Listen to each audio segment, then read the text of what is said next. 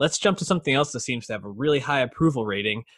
The Last Dance, or I think it's just The Last Dance, on Mhm. ESPN created a docuseries about Michael Jordan's final season with the Bulls, created by Jason Hare, who also did um, Andre the Giant for HBO, which we also reviewed. So check Mhm. that out on our YouTube page.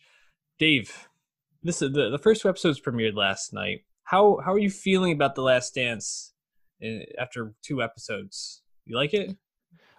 Yeah, I do like it. It's going to be 5 weeks, 10 parts. That's certainly it's a lot of content. Some OJ Made in America shit right here.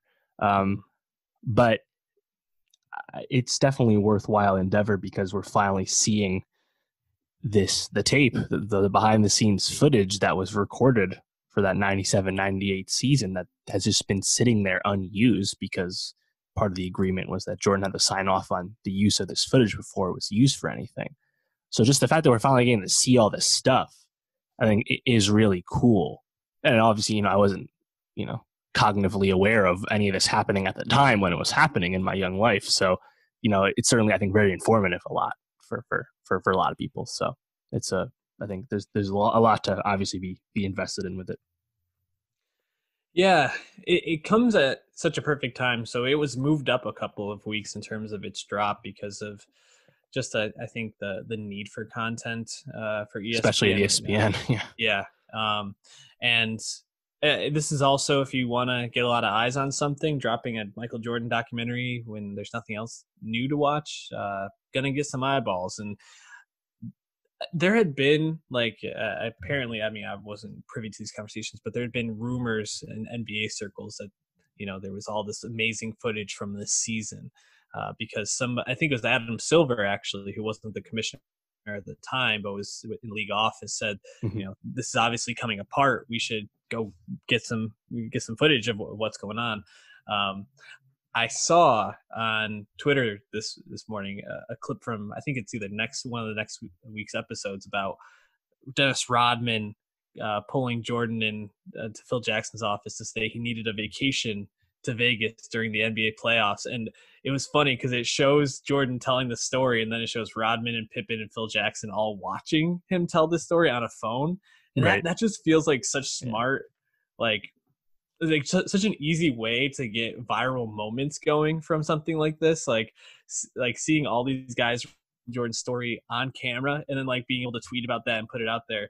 And I think that's the thing that resonates most with this is I mean, obviously Michael Jordan is this mythic all-time figure, probably the most popular athlete of all time, now followed by LeBron James, and Tiger Woods at one point maybe could have been in that conversation.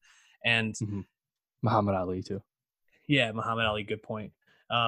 But you already have this like mythic figure everybody wants to tune into, and then you have all these other parts that you're focusing on. You have, Dennis Rodman and his zaniness. You have Phil Jackson's last season and kind of being pushed out, and his like Zen masterness.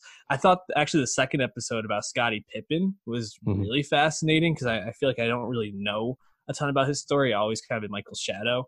So hearing how he like took this really shitty contract and then that kind of pushed the drama forward with this final season because he was so pissed about everything, wanting a new contract. And the GM of the Bulls, what was his name? Jerry Krause. Yeah, villainized in these first two episodes. Oh, yeah.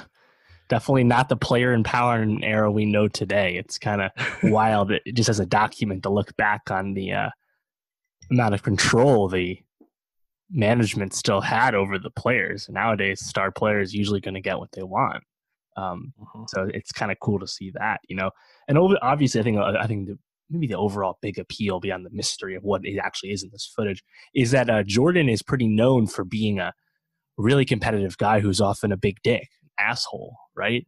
And probably had his own demons with like gambling and stuff. We're going to see a lot of that now.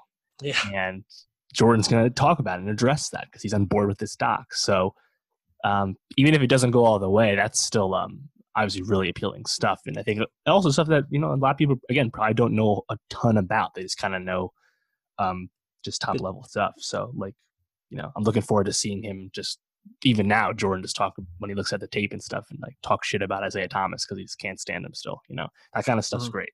Um, as a Knicks fan, I'm not happy to see Phil Jackson talk, but it is what it is. Um, yeah, I am looking forward to watching the rest of this, obviously, but I'm also expecting to leave this just being like, wow, Michael Jordan, really not that great of a person. Jerry Krause, really not that great of a person. Like, um, although I do think the Jordan access in this and him actually telling some of these stories forthcoming is probably the part I'm most fascinated by. Like, MJ, like, give me all your inside stories. I loved hearing the Ainge one where him and Ainge played golf Mhm. together, and then he dropped 60 points, 61 points the next day Yep. against the Celtics in playoffs. Crazy. Definitely looking forward to it. I'm sure we'll check in at the end. Any last thoughts on The Last Dance, though? um, nah, man, but LeBron's still better.